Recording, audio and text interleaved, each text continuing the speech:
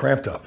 Cramped up. Yeah, I think he lost the day before he lost 14 pounds. And that was the day it was kind of like rainy and misty a little bit, whatever. We were getting the remnants of the hurricane or something, whatever we were getting up here. Definitely, though, yeah, he lost a lot of weight. So it doesn't surprise me. It's really hard to replenish all that weight and not. And then the next day he cramped up mid-practice, so wasn't able to, which for Aaron is to make it all the way through camp, it's we always joke, if he'd have got drafted someplace where it was hot, I don't know how he'd have made it. The guy definitely sweats a lot. And runs hot. Yeah. How is his camp going? I mean, Banks? Yeah, He's had last year there was a lot of scrutiny and stuff. It seems like this year it's more settled in. Yeah, Aaron's done a really nice job. Played well in the game on Sunday. He gave up one, a little bit of pressure on one, I think, that the quarterback scrambled to his right on. But Aaron has had a really good camp. Aaron, surprisingly, it's hard to say, but he's a little bit better game day player than a practice player. I think some of that the sweating, he's in great shape. His weight's been consistent now for over about a year and a half. The guys in the weight room and the nutrition department's kept him in great shape. But yet sometimes in practice he does get a little worn down, and sometimes in practice it isn't always as clean. But in the games he's always fresh, ready to go, and has had some really good game reps put in there. And so I'm really happy with his performance this camp and in the preseason so far. How would you assess the third tackle competition right now? It's great competition. It really is. I really enjoy it. Matt Pryor's really come on the last couple of weeks since the Raider game. Had a better game this week. Not to be confused with perfect, but practice-wise and stuff, he's been doing better. His conditioning and his weight management and things like that for our system has been getting better all the time. Jalen Moore started off camp and off season. We had a really good off season and a good camp. Then had the bone bruise injury that he sustained during practice just prior to the week before we went to the Raiders. Excuse me, and then it's kind of lingered a little bit. So he's been not maybe everything that we've wanted him to be up to this point. So it's a really good competition between he and Matt at this point for that third tackle spot. And then don't count Leroy Watson out. Leroy is a young developing player. He hasn't played a lot of offensive line, and that's really he's got a steeper learning curve. While he's got some really good talent and ability, he's still a ways away. But he's in the mix as well and competing with those guys that probably more for the fourth, but they're all in the mix doing well. Jalen got here.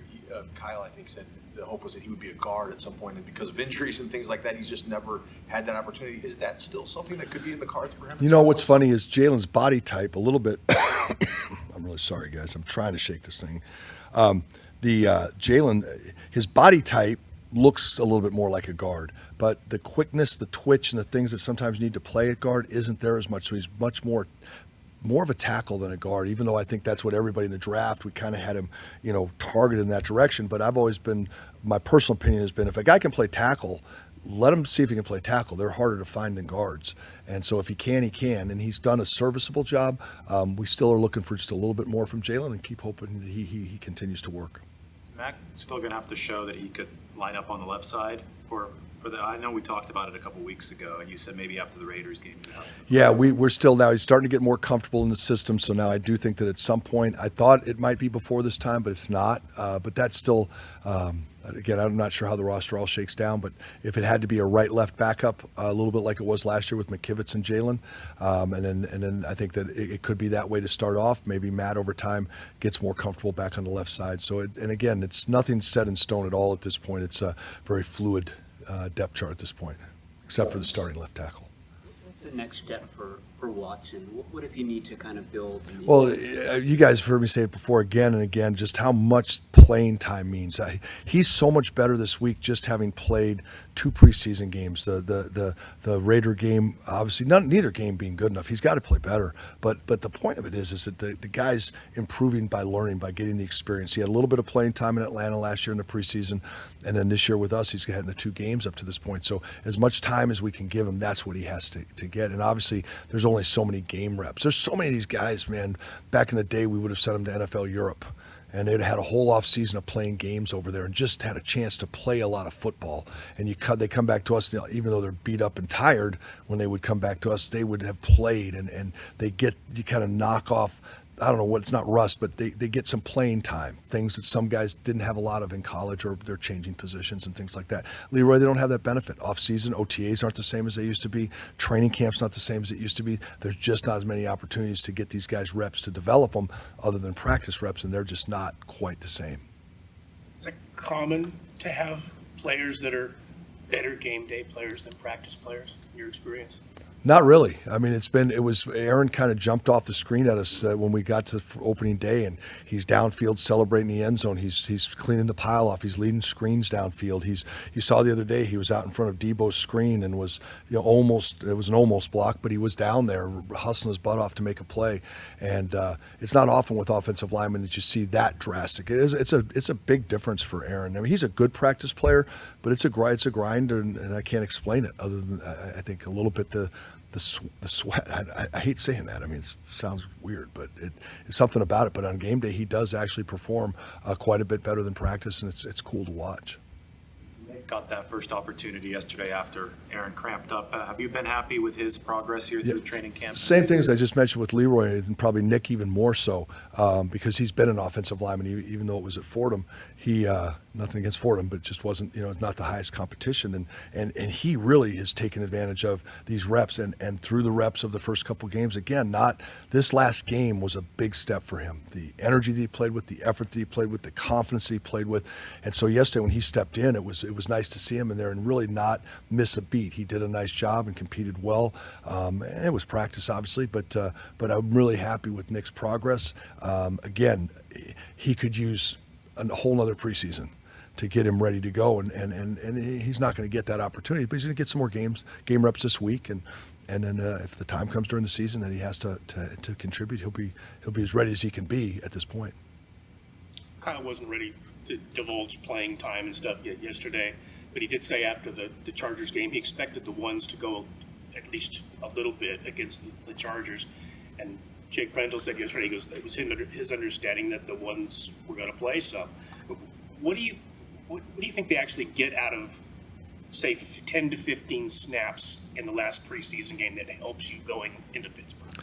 I mentioned it last week talking about just the most tired I've ever seen players being at the end of that first drive of that first game, because that real true strain, they do get some close to live game reps. I mean, they are live game reps. There's no question a preseason game is live. I'll just never forget I always tell stories, and we always have a time crunch. I'm sorry, but my first preseason game in the NFL in 1993 was the Dallas Cowboys, and we were in Minnesota. We played the Cowboys, hole in the stadium, the big star in the middle of the field and all that, man, and I thought it was a Super Bowl. I really did. I thought this game meant everything. And you go out and you realize, oh, this is a preseason game, and a lot of guys that are on the team aren't going to make the team, and we're probably not going to have winning and losing doesn't matter as much. In the regular season game, we played the Raiders in the LA Coliseum, Howie Long, and I went, wow, there was a huge step up in the level of competition. And then then when you get to the playoffs, obviously it steps up again. And I think that's so there is that you're pushing them as far as you can push them to get them a couple of game reps so that they feel that strain, that stress that they're going to feel come opening day, and that's really what there is to benefit from it. How much has Spencer Burford improved this offseason? A lot. He's taken a ton of work in his body. He's remade himself. He looks like a different guy. When you watch the tapes from a year ago, you see him walking around now. He's just really worked very hard. His nutrition, his diet. He takes seriously what he does. His improvement mentally, as far as understanding the offense. Best guy I ever described it to him was a guy in Baltimore once said, "What's year one? Year one, all I see in the world is what's right in front of me." But that second year, man, those blinders start to come off, and you start to see a whole lot more of the total game. Not to be confused with being there yet. He's still got a lot of work to do on that. But it's a night and day difference in his physical maturation and then also his mental understanding of the game. It's given you everything you wanted to see from the beginning of training camp to now to be ready to step in and take Knocking on wood, yes, he has. He's been everything as advertised. He's a very consistent pass blocker. He's consistent in the run game. It brings a level of toughness and physicality to our front, and we're very happy with what he's done so far. All good? All right, thanks, Coach. Thanks, guys. Appreciate you.